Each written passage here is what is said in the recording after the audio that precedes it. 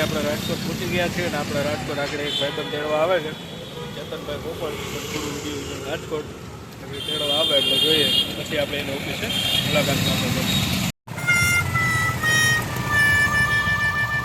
Special order દેવા જાય છે કે ગમે એમ થાય પહેલાં આપણે નાસ્તો કરીએ ને પછી ઓફિસે જઈએ છીએ, એટલે આપણે ઓફિસે જવાના છે. આપણે ઓર્ડર દેવા ગયા છે, ઓર્ડર આવે એ જોવાનું.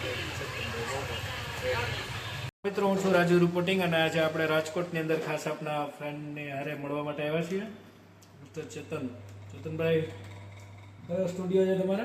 સદગુરુ ફિલ્મ્સ. અને મળીને ખૂબ મજા આવી. બપોરે આપણે હારે બ્લોગની અંદર જોશું, નાસ્તો પણ કર્યો, ખૂબ મજા આવી. તો જોતા રહીએ આગળ. હું છું રાજુ રિપોર્ટિંગ ને આજે આપણને રાજકોટની અંદર એક એવા વ્યક્તિને મળવા આવી રહ્યા છે જેનું નામ છે તેજસ પટેલ.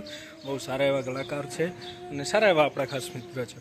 હવે એને મળવાનો હેતુ એ છે કે આપણે જે આ ફિલ્ડમાં ગયા છે એને સૌથી પહેલી જો શરૂઆત કરી હોય તો એ તેજસ પટેલના, મને ખ્યાલ છે 2013ની અંદર અમે એક ભ્રષ્ટાચારનું ભૂત નામની કેસેટ બનાવી હતી, જેની અંદર ઓડિયો વિડીયો આપણે તેજસભાઈ પટેલનો લીધો હતો. આપણે તેજસભાઈને મળવા માટે રાજકોટ ખાતે એની સ્કૂલે પહોંચી ગયા છીએ, થોડી વારમાં આવે છે અને આપણે મળીએ, જોઈએ તેજસભાઈ પટેલ. અને ખાસ આગળના વિડીયોમાં આપણે જોતા રહીશું.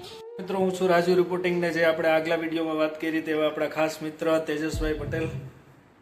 રાજકોટની અંદર કેમ છો? બસ મજામાં.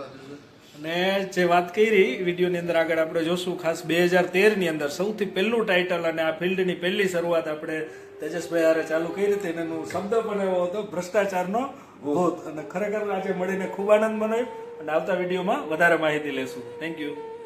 નમસ્કાર મિત્રો, હું છું હાસ્ય કલાકાર અને લોક સાહિત્યકાર તેજસ પટેલ અને સ્વર ગુજરાતી એક સરસ મજાનું જે નવા કલાકારો છે એના માટેનું એક પ્લેટફોર્મ લઈ અને આવી રહ્યું છે, તો ખાસ એને વધાવજો.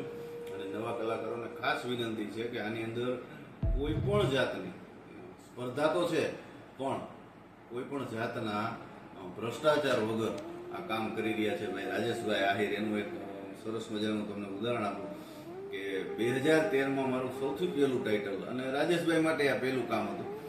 તો અમે બે મળી અને ભ્રષ્ટાચારનું ભૂત કરી અને કાર્યક્રમ કર્યો. ત્યારથી રાજેશભાઈ એવું કહે છે કે સાહેબ, હું જેટલું કામ કરીશ એમાં કોઈ દિવસ ક્યાંય વાલા દવલા નીતિ નહીં રાખું. તો સ્વર ગુજરાતી સરસ રીતે પહેલી સિઝન એની પૂરી થઈ ગઈ છે, બીજી આવી રહી છે. બીજી સિઝનમાં બધા મિત્રો ખાસ એમાં ભાગ લ્યો, કારણ કે તમારે પણ સ્ટેજ ઉપર આવવું હશે તો પહેલાં સોશિયલ મીડિયામાં આવવું પડે અને સોશિયલ મીડિયા થકી જ લોકો તમને ઓળખશે. તો આની અંદર ખાસ ભાગ લઈ અને બહુ સારી ચેનલ છે, તો તમારું પણ પ્રચાર અને પ્રસાર થશે.